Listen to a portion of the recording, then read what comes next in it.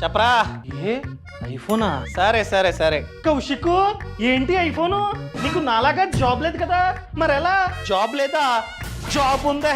ఏం జాబ్ అనుకుంటున్నావు? Government job, అది కూడా పార్ట్ టైము. ఎలా అప్లై చేసుకోవాలో చెప్తాను చూడు.